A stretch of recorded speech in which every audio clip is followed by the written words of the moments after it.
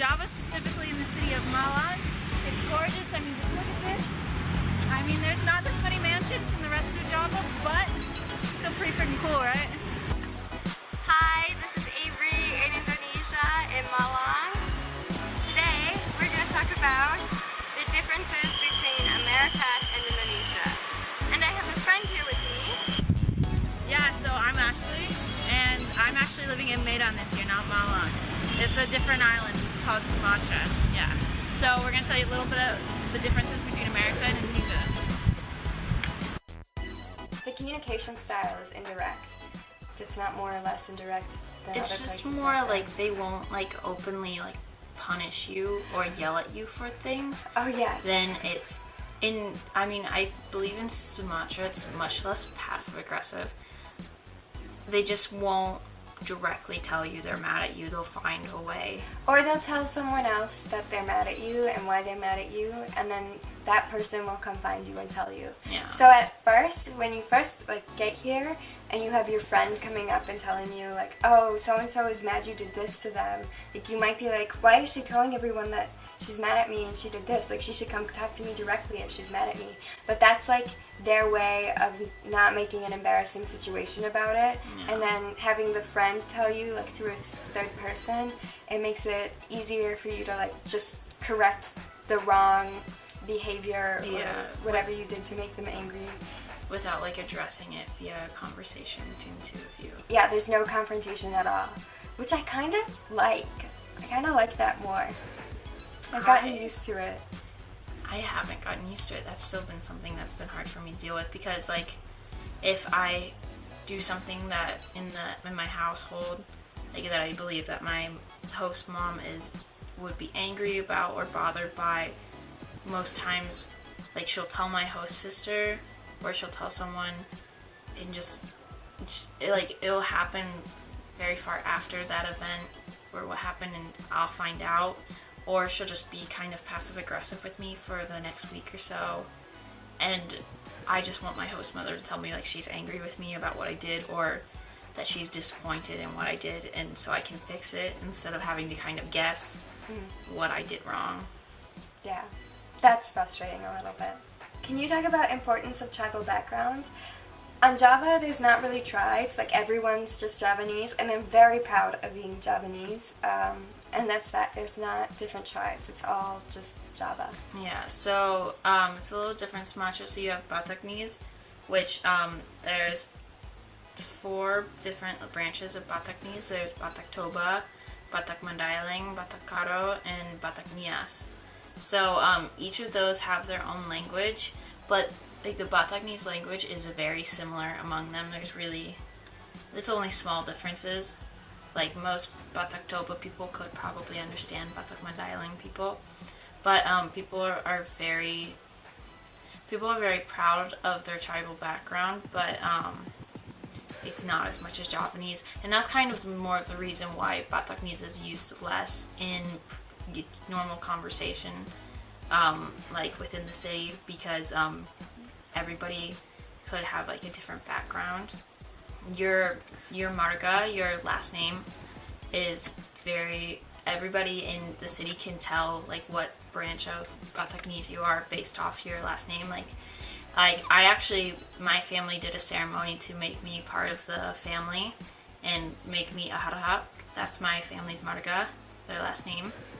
And whenever I introduce myself to people as Asti Harahat, that's my Indonesian name, people are always like, Harahat Mandailing, because I'm Batak Mandailing, my host family's Batak Mandailing. And each branch has their own style of uros, which is like a scarf, a traditional scarf that's weaved, and there's different patterns for them for each branch, and they have different wedding styles, but I believe they use the same type of clothing. Same style of clothing. It's just how you go through the type of dance that's used, and the setup of the day is different. Another big difference in Indonesia is Indonesia's very diverse, but a different kind of diversity than American diversity. So in Indonesia, the diversity is more like the language diversity is huge. It's like Yeah. Bataknese versus Javanese versus all the other languages. There's so many languages. Yeah. And the cultural diversity, so like her wedding ceremonies in Medan would be completely different than what a wedding in East Java or even like Jakarta would look like. They're all different, so there's so many cultural differences. Yeah, because like the traditional like wedding wear varies from back like tribal group, heritage group on each island. Like, yeah, even Central Java and East Java have different, it looks different when you get married. Yeah. And just here it's more, you don't see much racial and ethnic diversity. It's more just like they're all Indonesians. They're everybody's really originally from Indonesia, and there is some mix of Chinese in here, but the Chinese have been here for like centuries. Yeah. Like they still consider them Chinese, but they're Indonesian, you know. And if you see someone from Papua, like they look a bit different than other Indonesians, but they're still Indonesian. Versus America, where it's very clear, like visible diversity and the difference between people, but we all view them as American. Yeah. It's kind of like we're grouped from people moving from other countries and coming to America. It's in Indonesia, like you've always been there. It's still. It's so difficult to explain. And then also like culturally, America is pretty much the same. Like all our weddings look the same.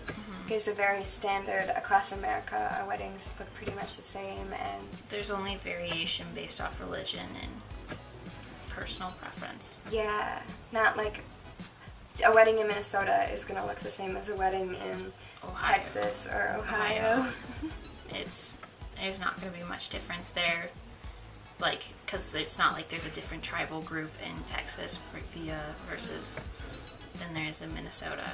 And the food is pretty much the same throughout the United States, food styles, with a few exceptions, like in the South in general it's a little different, or like Louisiana and Creole style food is a little different. Those are the exceptions really though.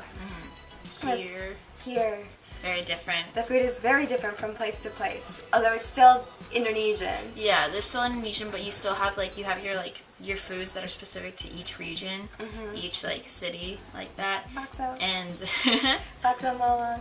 Like I still find like bakso that's from Malang in Medan, but it'll say Bakso Malang. Like, yeah. It'll usually if there's a food from a different region, the region it's from will be in the shop name, which is interesting.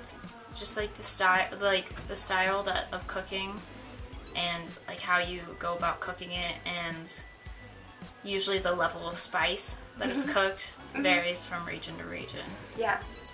There's different stereotypes. So in Yogyakarta, apparently food there is so much sweeter and less spicy than in East Java or West Java where I am. Yeah. I'm on Sumatra, and like everybody, once I got there, like they told me, they're like, yeah, we're in Medan, everything's spicier in Medan, and I was like, wonderful, because spicy has been the hardest thing on my immune system.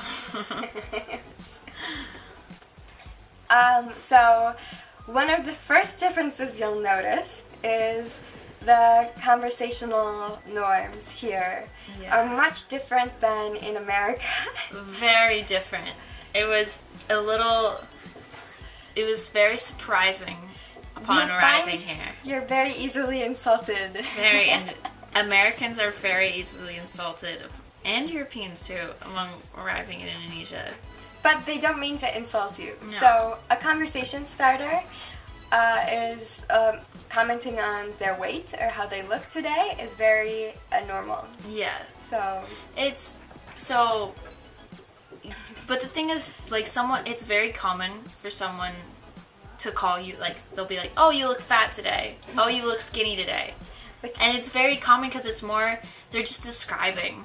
They just want to, like, start a conversation with you, and so they're going to comment about what you look like, and they don't want to talk about your weight or whatever. They want to just start a conversation with you. They're not saying like, oh, you look fat, like you should really work on that. No, they're just saying like, oh, you look fat. It's just like a comment. There's no hidden meaning behind those comments at all. They're just like, it's just a statement, like, oh, you're wearing a blue shirt today. Like, there's no hidden meaning behind it. No. Also, what else do we have? There's other age. So, age is very, like, if you just meet someone, you can ask how old they are, no matter how old they are. Yeah, it's not like in America where if there's someone's, like, an older woman, normally you would not be allowed to ask their age because that can come off as rude.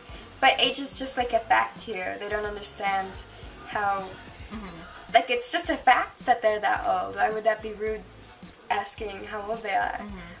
And it's kind of the same with religion. Religion, like, because everybody in Indonesia has religion, it's not odd for someone to ask you what yours is and some of your opinions about it.